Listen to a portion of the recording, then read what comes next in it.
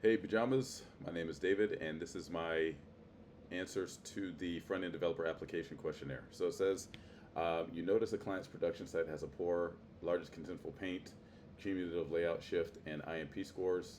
And I'm not sure what IMP is. It says, walk us through how you diagnose the root causes using browser tools like Lighthouse, Chrome Performance Profiler, and Bundle Analyzer, and what concrete fixes you prioritize for each metric.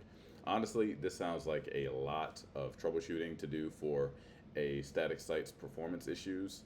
Honestly, my immediate fix would be to just open up a new branch in Git and just start sort of going step by step, basically rebuilding the client's site for production to see what things are happening.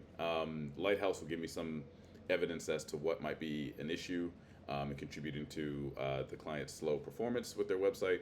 You know, like images not being optimized, source code, you know, like JavaScript might not be bundled correctly, whatever it might be. But when it gets to a point where there's multiple different layers of problems, you know, like the cumulative layout shift and largest contentful paint being an issue, my immediate go-to is not to try to fix those directly because that can get tedious and also just take away from the point, which is to make sure that the client site is up and running optimally. So that's my go-to. Not really sure if that's how you guys operate. The next question: what's your practical experience with headless CMS platforms? Tell us about a content schema you designed that had to scale well for editors long term. For example, modular page builders, complex navigation structures.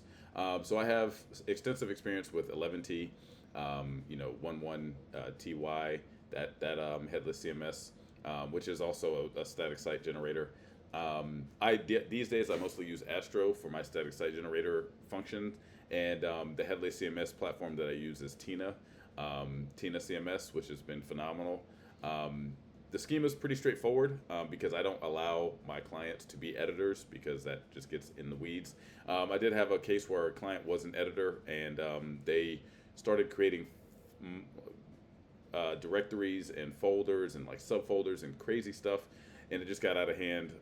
And the schema and the back end of Tina CMS just couldn't keep up with how they were using the UI, which is on the Tina development team and also on me as their service provider. And so, practical experience is what I do for my clients these days, which is I set it up where there's an admin panel at the slash admin route, and I am the one that goes in and makes the changes on behalf of the client, me or one of my contractors to do content updates and things like that for the blog. And the next question, you're building a shared React, Tailwind, and ShadCN UI component library for multiple white label brands. Each brand has its own colors, fonts, and slight style differences. How would you structure theming and keep components reusable across brands? How would you handle responsive layout differences between brands without duplicating styles? Well, there's already a lot of heavy lifting being done with Tailwind and the ShadCN UI component library.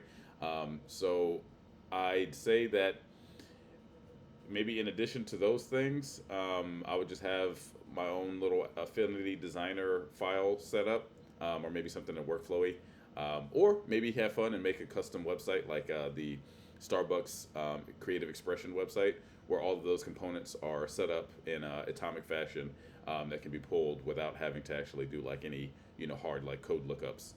If the team is not made up of fully developers, maybe there's a designer on the team who doesn't really have coding chops. And then bonus, tell us about the most complex Next.js project you've worked on.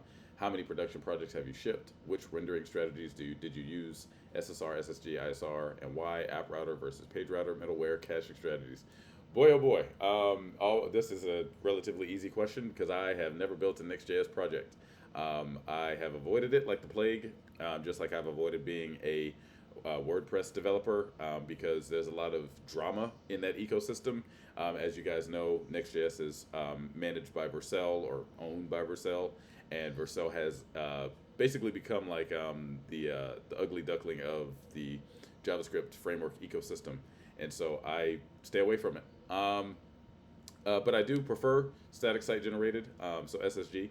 Just that's a shout out to Astro. And would you explain technical performance improvement and its business impact on a non-technical client? I can't because the time's up.